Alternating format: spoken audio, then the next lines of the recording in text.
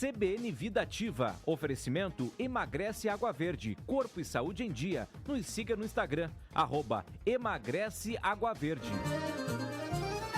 Sextou com o André hoje aqui conosco, André Armstrong, na nossa coluna CBN Vida Ativa. Tudo bem, André? Tudo bem, Emanuel, Marquinhos, galera que está nos ouvindo, assistindo. Hoje, companheira, com a companhia do meu filho, Heitor. Craque, ó, CR7. Vamos fazer assim, ó. CR7, viu? Foi artilheiro do campeonato, né? Você estava falando isso, né? Artilheiro, ele foi artilheiro da Copa Superes. Quantos gols, filho? 6 gols. Que é isso. Fez mais gol que muito atacante do Operário nesse ano. Fez mais gol. Foi muito bem. Ele e toda a equipe do Superes foram super bem na Copa Superes. Legal. Quem que vai cair para jogar com o Operário ano que vem? Minha opinião, cai... Já tem 3 que caíram já, né? Já, né? Criciúma, Cuiabá e Atlético Goianiense. Minha opinião, né? Embora esteja ainda apertada a disputa aí, eu acho que o Atlético Paranaense não segura o rojão. O Atlético ontem vacilou, né? Porque um empate garantia o Atlético na Série A do ano que vem. Já rebaixava o Bragantino ali, tudo já estava definido. Agora tem Bragantino, Fluminense, Atlético Paranaense e Atlético Mineiro.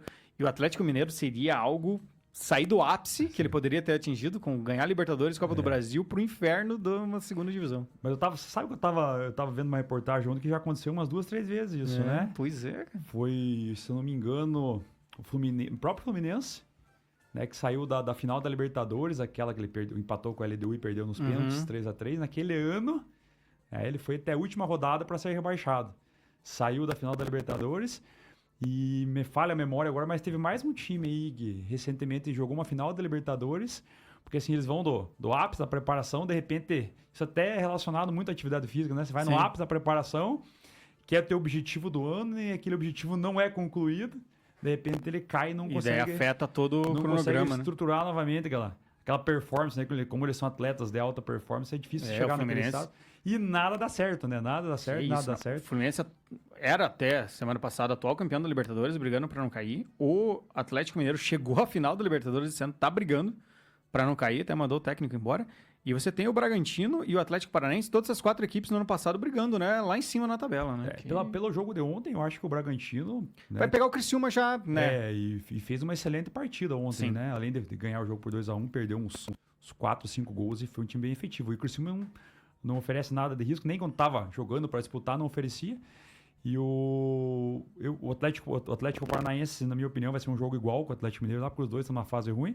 E o outro, o Fluminense, perde pro Palmeiras. Pega o Palmeiras, perde né? O Palmeiras, tem que ganhar para tentar ser campeão, né? Que é isso. E o São Paulo vai com o Sub-17 para jogar com o Botafogo. Eu tô brincando, mas... mas é uma possibilidade. Vamos falar hoje sobre sono e descanso, a importância também para a atividade física dessas duas condições, André. O que a gente pode introduzir aí para o pessoal sobre? Então, a gente já falou sobre vários temas durante esse ano, né, Manuel? E eu não me lembro ter citado sobre a recuperação, sobre o descanso, sobre o sono, né? E embora a gente não seja um especialista em sono, existe especialista para esse tipo de área, mas a parte da recuperação física e a parte do sono também é uma área do professor de atividade física, do professor de educação física.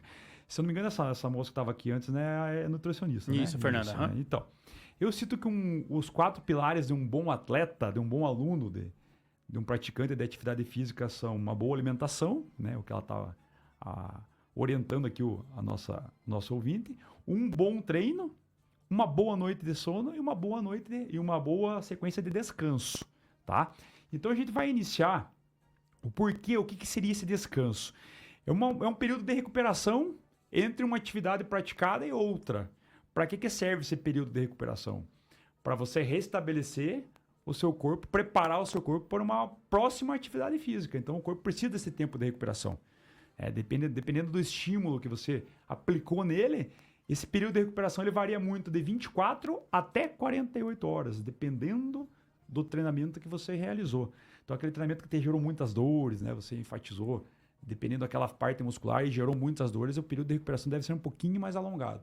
Se ele não gerou muitas dores, foi a gente não chama de um treinamento mais simples, mas às vezes ele não gerou dor. A gente citou isso na semana passada aqui, do treinamento com dor ou sem dor, ser efetivo ou não. Não gerou dor, né?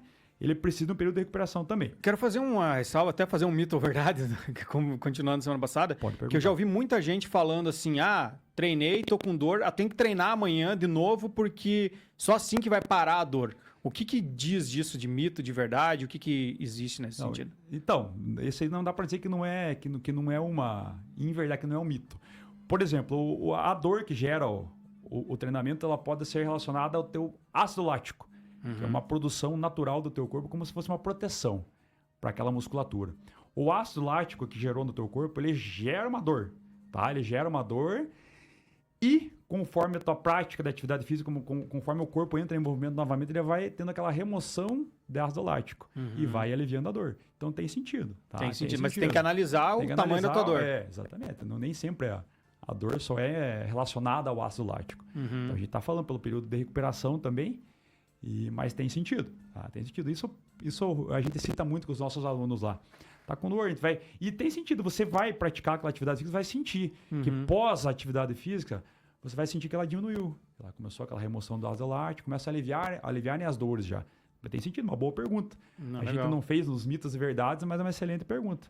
E o que mais que a gente pode continuar nesse sentido aí, nesses 4 tópicos que você mencionou? Então, o período de recuperação que eu acabei de citar, que pode ser de 24 até 48 horas, não é só para o período de descanso.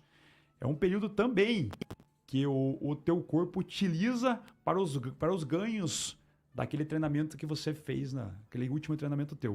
O que acontece, por exemplo, num treinamento de musculação?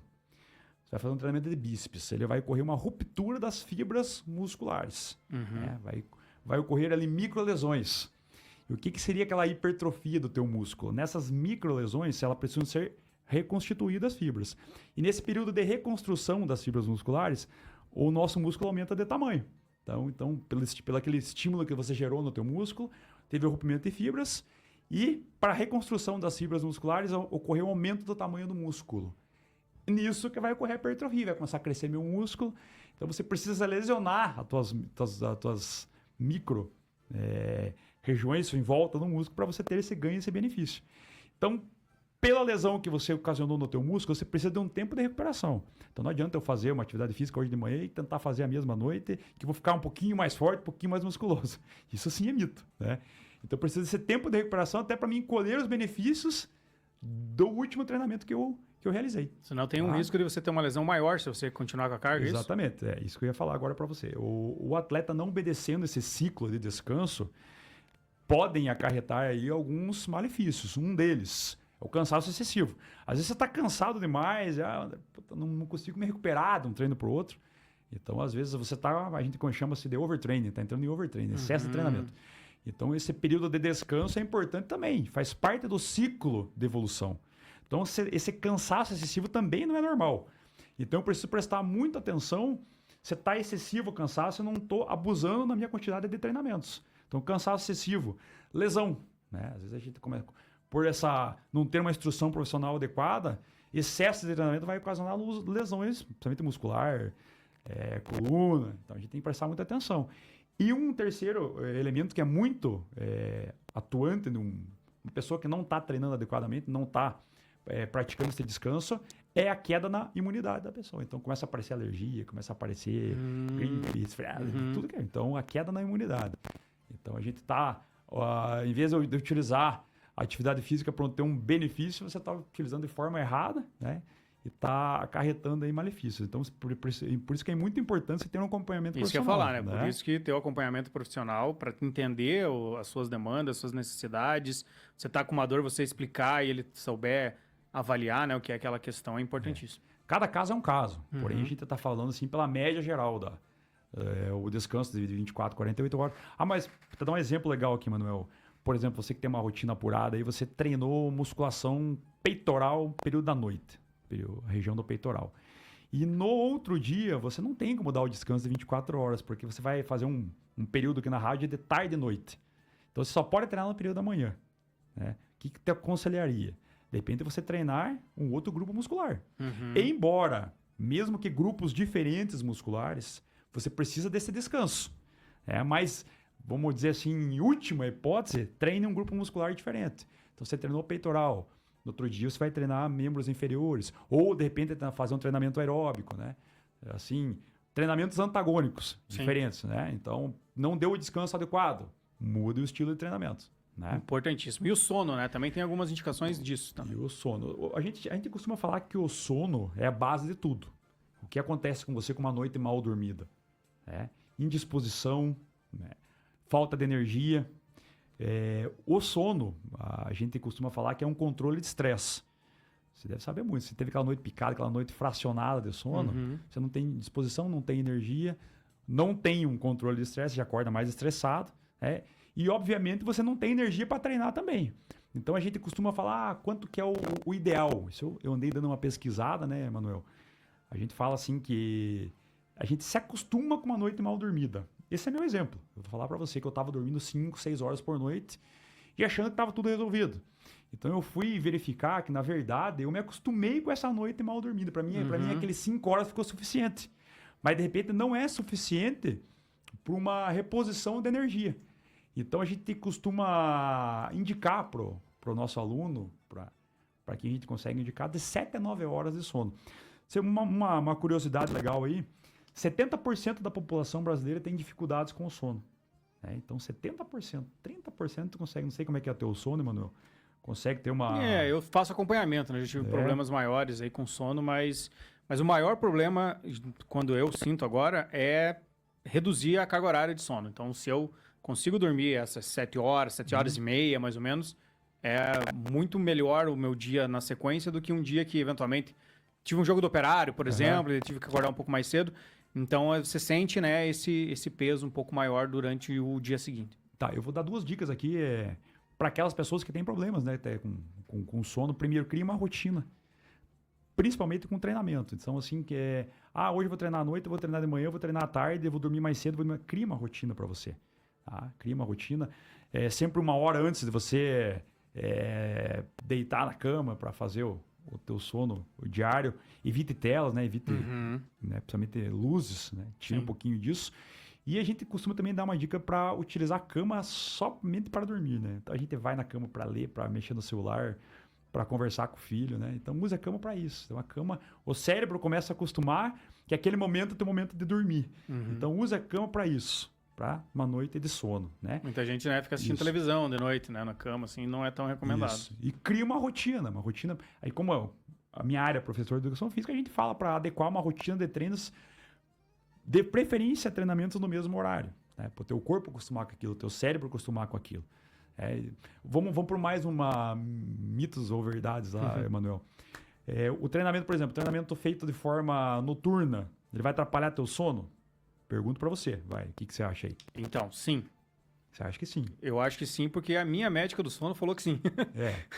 Então, se eu for muito em cima, por exemplo, eu treinei às 9 e vou dormir 10h30, aí atrapalha. Exato. Então, eu vou te dar uma resposta como professor de educação física. Como a gente falou, existe horário específico para treinar? Né? Não, de manhã, tarde ou noite, não. Isso é muito individual. O treino o horário que você consiga adequar a tua rotina é o teu horário ideal. Digo mesmo para isso, para treinar. A gente cita aqui pelo menos 4 horas, né? A última atividade física antes de dormir, pelo menos feita de 4 horas com antecedência para não atrapalhar teu sono. Porém, durante a atividade física, ela libera um hormônio chamado adenosina, que é um redutor de estresse e um liberador. Ele vai liberar um pouquinho mais do sono, vai deixar você mais tranquilo, mais calmo, durante a atividade física. E durante essa mesma atividade física, ele vai liberar adrenalina, que vai te deixar mais agitado. Né? Então, são antagônicos durante aquela mesma atividade física. Isso vai variar muito de pessoa para pessoa. Para mim, me faz bem. Então, eu saio fazer minha corrida noturna lá, das 8 às 9 horas da noite, chego em casa, tomo meu banho, janto, tô preparado para dormir. De repente, não é o teu caso. Para mim é um pouco... Assim, se eu faço atividade à noite, por exemplo, das 7 às 8, e vou dormir ali 10h30, tranquila, me ajuda muito a dormir melhor ainda.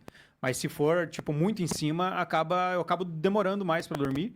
E tem uma outra indicação que a minha médica do sono, a doutora, recomenda por exemplo, o banho não pode ser muito quente depois da atividade física. Para poder diminuir a temperatura corporal para você poder dormir. Interessante.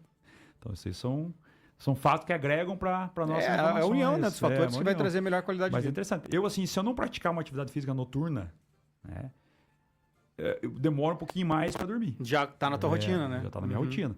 Então, o que eu falo para você, isso é me indicar, eu tenho tempo livre para fazer como eu quiser meu treinamento. 4 horas de antecedência para minha hora de eu dormir.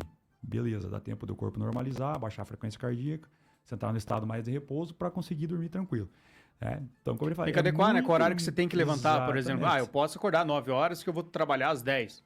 Aí é uma outra situação. Não, tem que acordar às 6, então você vai ter que dormir mais cedo. Sim. Então, agora também eu conheço pessoas, alunos mesmo, que não conseguem treinar à noite porque o sono vai embora. Aham. Então, indico que treine de manhã. Sim. Né? Então, muito individual, Conhecer muito seu particular. corpo é o principal, né? Muito bem. Então, atrapalha o sono? Depende do aluno, depende da pessoa. Né? Isso que eu Sempre ia trazer pro Mitos e tenha Verdades. orientação médica, né? Seja do médico em si, seja do profissional de educação física, seja dos dois, que é melhor ainda, né? Então, você poder outra ter. orientação, assim, até esse dia eu estava com o meu colaborador no campo lá, ele falou assim, ele tem muito problema para dormir. E eu indiquei para ele, faça atividade física, melhorou muito o sono dele, tá? Então ele está praticando atividade física toda manhã. E não sei quem que indicou para ele que o álcool seria interessante para ele apagar, né?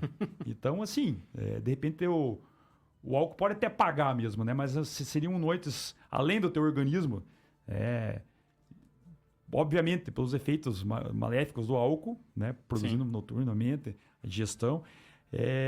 São noites, você deve saber muito disso, são noites mal dormidas e fracionadas. Vai dormir, vai acordar, vai dormir, vai acordar, vai dormir, vai acordar. Não entendi se você deve saber muito isso. Você está falando que eu... Não por você ingerir álcool, mas por você falar do especialista do sono. Não, mas é real, assim.